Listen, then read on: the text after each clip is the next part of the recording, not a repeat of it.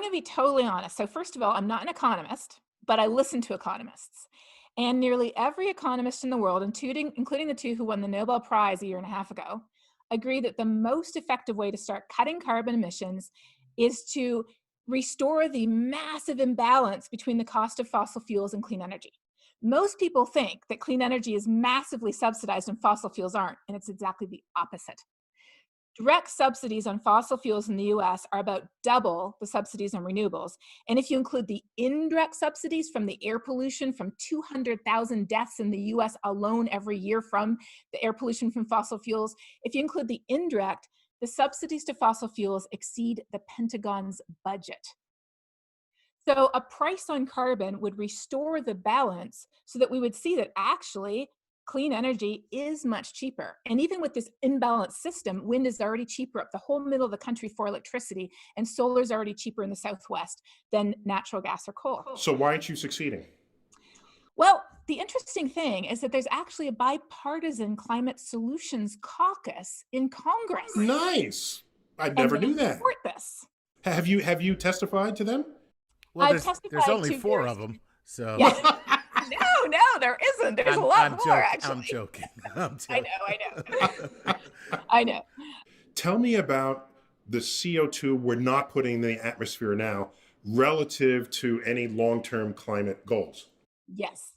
So under the Paris Agreement, pretty much every country in the world agreed to try to limit global warming to 2 degrees C, noting that we're already at 1 degree C. So 2 degrees Celsius or 1.5 if we could, because there's no magic number. Like if we end up at 1.5, we'll be totally fine, and 1.6 will be totally screwed.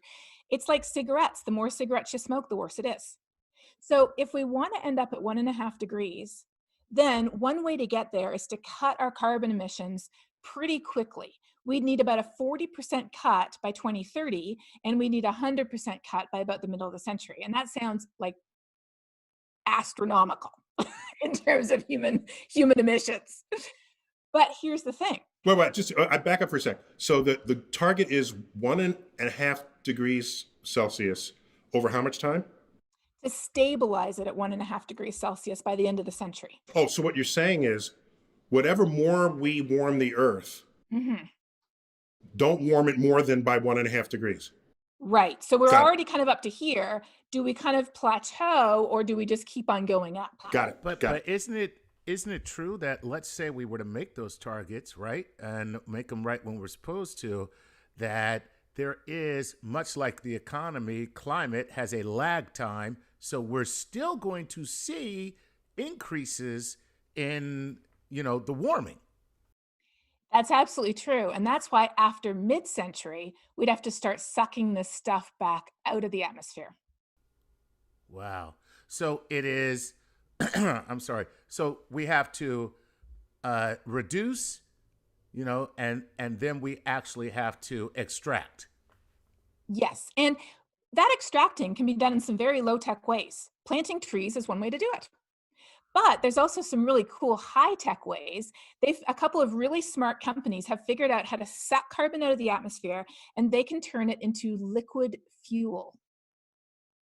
Okay, now you're just making stuff up. wait. I just want to refocus this. So if we promise to asymptotically get to 1.5 degrees, okay, there's still the matter of all the CO2 that's in the oceans dissolved, right? That'll still keep coming out, which is why you were saying we have to keep extracting it out of the air. Is that correct? Yes, so the ocean can get back in balance with the atmosphere. So it sounds like a big number, but here's the thing. If you look at how we've reduced our carbon emissions due to the pandemic in just a few weeks, not on purpose, no, and not sustainably. We couldn't sustain a reduction that's due to shutting down the economy and throwing people out of work. I mean, that is bad. But if we had achieved it through increases in efficiency, through clean energy, and through drawing down carbon, we would be a quarter of the way to meeting our Paris Agreement targets in just a few weeks. Wow. I mean, that's encouraging, though. Yeah. It shows that if the threat is actually staring us in the eyeballs, it shows that we can do it. But the problem is this. As you yourself just said, Neil, It's a time frame issue. Climate change unrolls in slow motion. And I'm really afraid as a scientist that by the time we get to the point when disaster is staring every single human in the eye, it's going to be too late to act.